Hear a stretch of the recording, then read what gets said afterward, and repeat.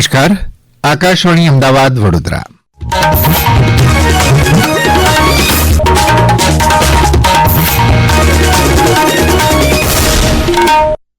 પ્રાદેશિક સમાચાર જયેશ વેગડા વાંચે છે. સૌપ્રથમ મુખ્ય સમાચાર. ગુજરાતને પસંદગીના જીસીસી હબ તરીકે પ્રસ્થાપિત કરવાની નેમ વ્યક્ત કરતા મુખ્યમંત્રી ભૂપેન્દ્ર પટેલ.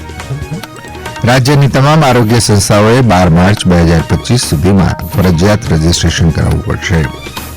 નાગરિકોના આરોગ્ય સાથે ચેડા કરનારા લોકો સામે ખોરાક અને ઔષધ નિયમનની લાલ આંખ.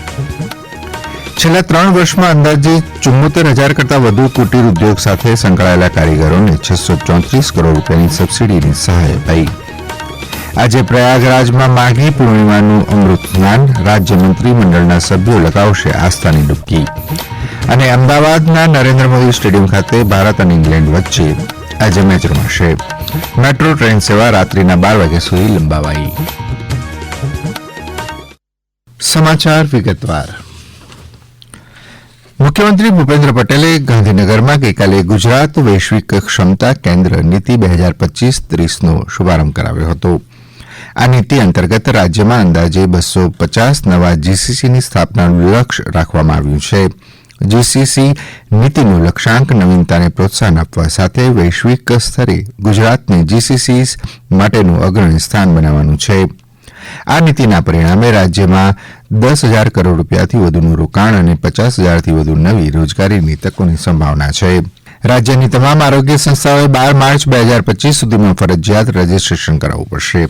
રાજ્યની તમામ હોસ્પિટલ સહિતની આરોગ્ય સેવાઓ આપતી સંસ્થાઓ અને ડાયગ્નોસ્ટિક લેબ માટે ધ ક્લિનિક એસ્ટાબ્લિશમેન્ટ એક્ટ 2024 અંતર્ગત રજીસ્ટ્રેશન કરાવવું ફરજિયાત છે.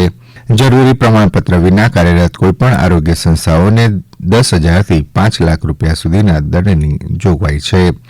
આ કાયદા હેઠળ તમામ સરકારી આરોગ્ય સંસ્થાઓ, ખાનગી તેમજ ટ્રસ્ટ સંચાલિત સંસ્થાઓએ રજીસ્ટ્રેશન કરાવવું ફરજિયાત છે.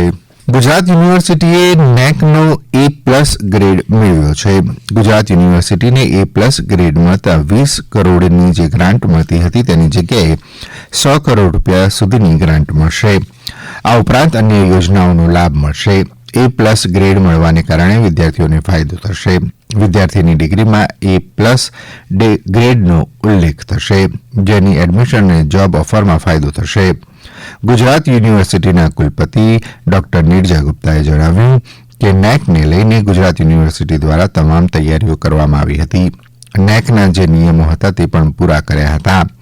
ગુજરાત યુનિવર્સિટીમાં 15 દિવસ પહેલા નેકની ટીમે મુલાકાત કરી હતી અને ટીમ 3 દિવસ યુનિવર્સિટીમાં નિરીક્ષણ કર્યું હતું. રાજ્યના ફૂડ એન્ડ ડ્રગ્સ વિભાગે 1 વર્ષમાં 265થી વધુ સ્થળોએ દરોડા પાડ્યા છે.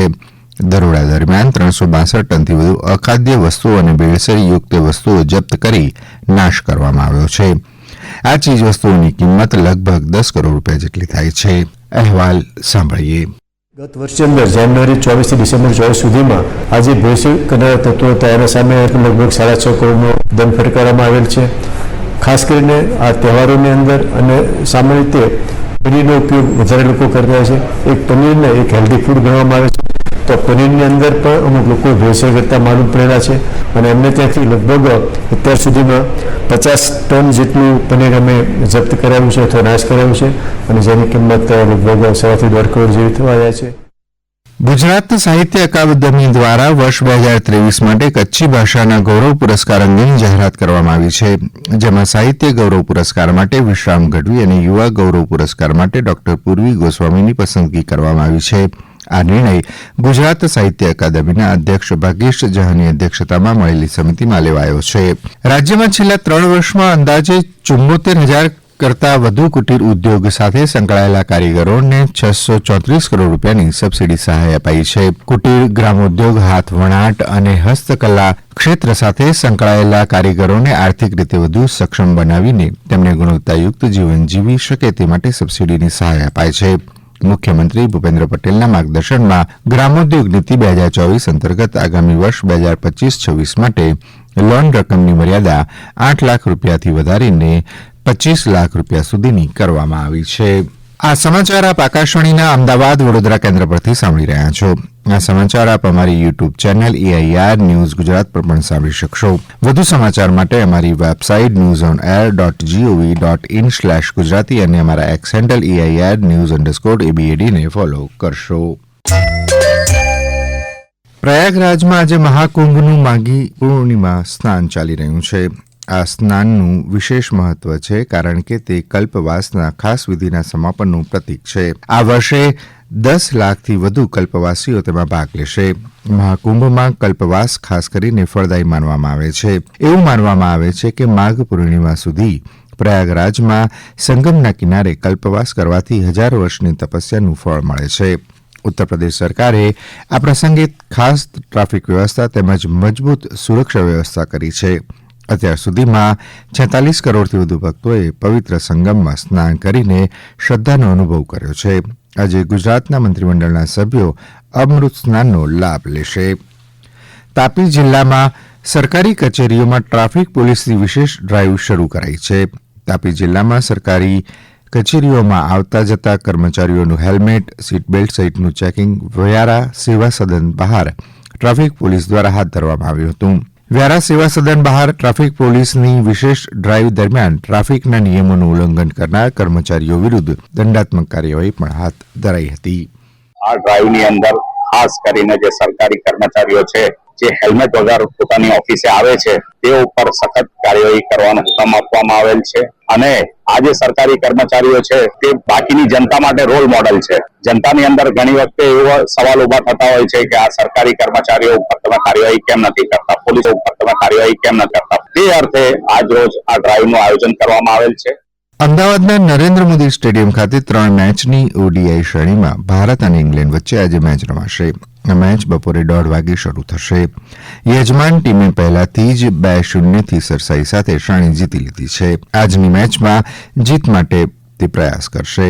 અત્રે ઉલ્લેખનીય છે કે મેચના કારણે અમદાવાદમાં મેટ્રો સેવા રાત્રે 12 વાગ્યા સુધી લંબાવવામાં આવી છે. જામનગર જિલ્લામાં કાલાવાડ, જામજોધપુર, ધ્રોલમાં ભાજપ સામે ઉમેદવારી કરનારા લોકોને પક્ષમાંથી સસ્પેન્ડ કરવામાં આવ્યા છે. તમામ 7 વ્યક્તિને 6 વર્ષ માટે ભાજપ પક્ષમાંથી સસ્પેન્ડ કરવામાં આવ્યા છે.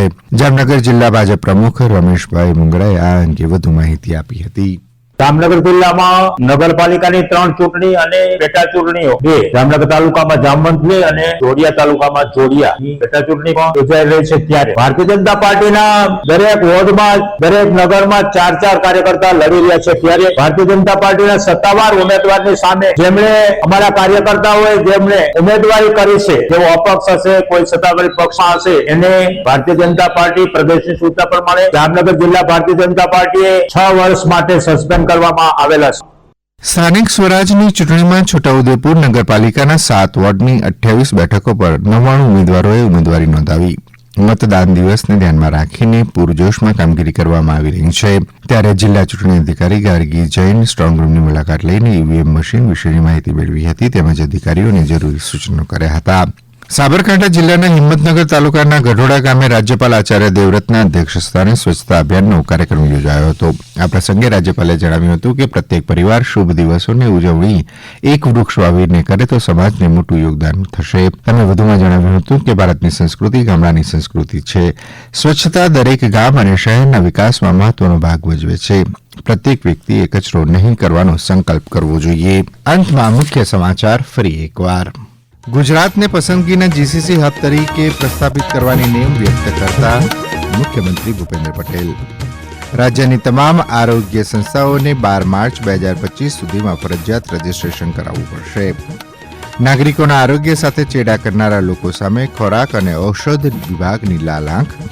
છેલ્લા 3 વર્ષમાં અંદાજે 74,000 કરતાં વધુ કુટીર ઉદ્યોગ સાથે સંકળાયેલા કારીગરોને 634 કરોડ રૂપિયાની સબસિડીની સહાય અપાઈ. આજે પ્રયાગરાજમાં માઘી પૂર્ણિમાનું અમૃત સ્નાન. રાજ્ય મંત્રીમંડળના સભ્યો લગાવશે આસ્થાની ડૂબકી.